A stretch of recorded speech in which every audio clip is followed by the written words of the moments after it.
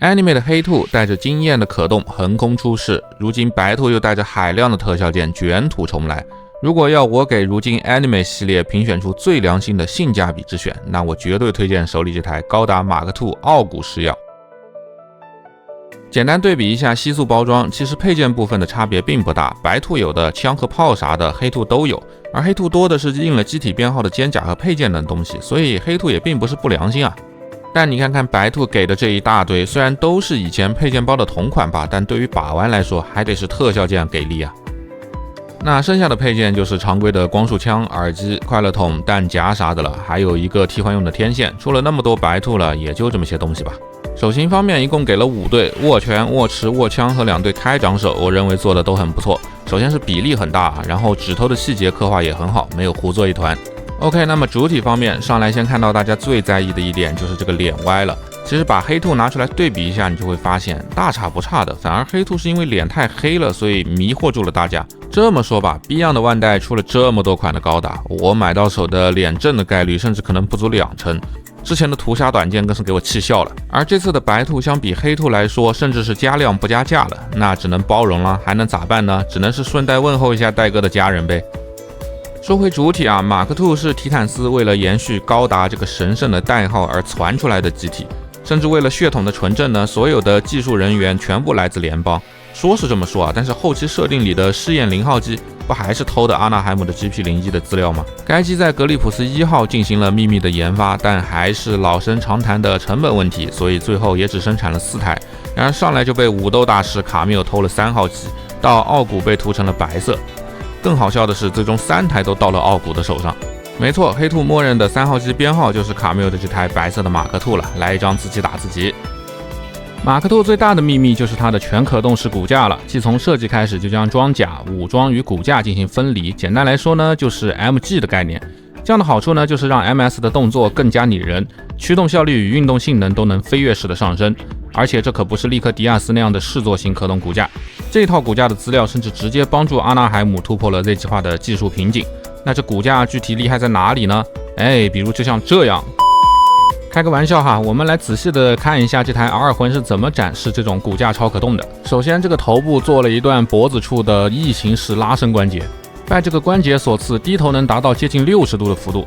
抬头时由于后脑勺的避让，抬头可以达到接近90度的垂直向上看。左右的转头自然是完全没有压力的了，而左右的摆头还是需要借助脖子的引出关节来做到这样的接近30度的左右歪头幅度。当然我最喜欢的设计还是这个脖子可以向前伸一段，终于摆 pose 的时候不用把头拔下来，然后用蓝钉胶再固定了。胸部做了一段这样的缩胸和扩胸的关节，也算是延续了之前 Anime 元祖的设计了。但即使胸部已经能向前15度，手臂还是增加了这种引出的关节，直接做到向前75度的转动，这样可以让双手握剑的 pose 变得极为自然。这向后的90度甚至让我怀疑它下一步就要变形 Zeta 了。那在这种关节设计下，360度大风车就是小 case 了。平台远超90度也是意料之中，要不是头部的阻挡，直接180度上台。大臂根部的360度平转也没有落下，手感非常的紧实。手腕部分还增加了这种 Anime 特色的左右摇摆，而双段关节的手腕180度小臂贴住大臂也是完全没有压力的。腰部增加了一段拉出的关节，拉出以后向前能到30度到45度左右的前倾，向后也能到差不多的幅度，而且这个地方的关节特别的紧。不过左右的幅度就值得商榷了，也可能是我没有掰到位，硬掰的话能到30度，但是会回弹。最后整个腰部的360度平转当然也是没有问题的啦。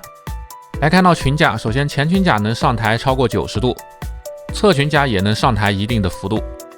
不过后裙甲就是作死的了。大腿根部这里采用了滑槽式拉伸的常用的下拉关节，前踢能稍微超过90度一点点，后踢借助下拉关节往前伸，能够达到超过60度一点的范围，侧踢稳稳的90度一字马，毫无压力。大腿根的平转虽然不能360度转动，但是向后180度也是足够用的了。屈膝的幅度大概只有120度，但是已经足够用了，而且膝盖甲还有联动的设计。整个脚掌能向下垫脚超过60度，不过会露出这个甲的液压杆。向上的幅度就比较小了，只有30度左右。脚掌的接地性是非常优秀的，向外大概是45度左右，而向内则能超过60度。整个脚掌也能做到这样的360度的平转。整个脚掌分成了3段，第一段会裂开上抬，但幅度很小；第二段也能向下垫脚，但幅度也很小。不过总的来说，这个可动的设计已经算得上是超可动了。但有人会说，这超可动的代价就是像这样关节的松动。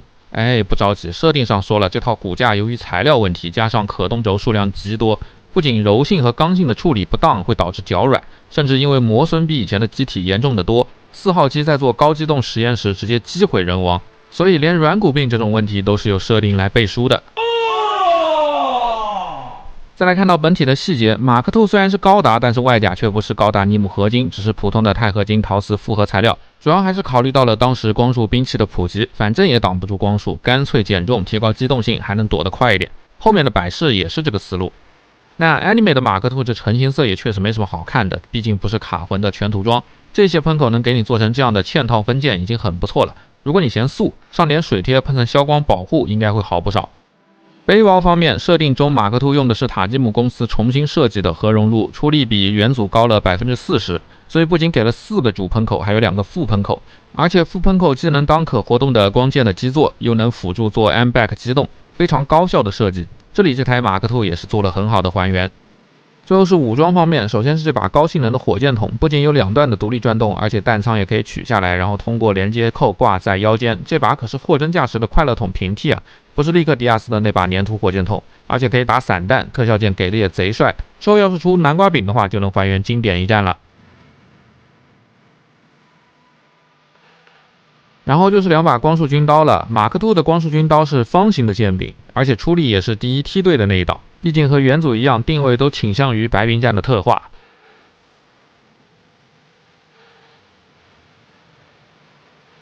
接着就是头部的这个大耳机了，由于马克兔的头部空间是不够的，所以直接把火神炮做成了外挂式的。当然了，这样也能大幅提高弹药的搭载。左边带天线的耳罩其实是炮口，右边的是弹夹，中间连着的这一块呢其实是弹链。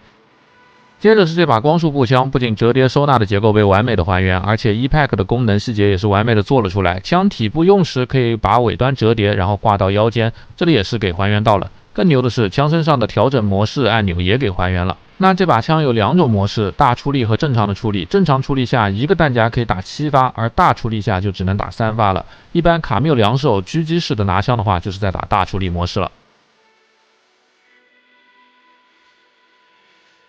那最后的最后呢，就是这面盾牌了。毕竟外甲都没有用高达尼姆合金的话，就不能像百事和利克迪亚斯那样直接抛弃盾牌做设计了。而盾牌则是一路继承了 GP01 用的那种伸缩式的设计，这台白兔也做到了完美的还原，不愧是性价比 MAX 的 Anime 系列啊。OK， 那么以上就是所有的细节和设定了。可以说目前300以内的价格，大量的特效件，优秀的可动与造型，武装给的又全，细节也丰富的还原，实在是很难挑出什么毛病了。也就脸看上去好像歪了点，感觉戴哥做的马克兔系列都非常的良心啊，非常推荐把玩党入手。OK， 那么本期视频就到这里啦，大家下次见喽。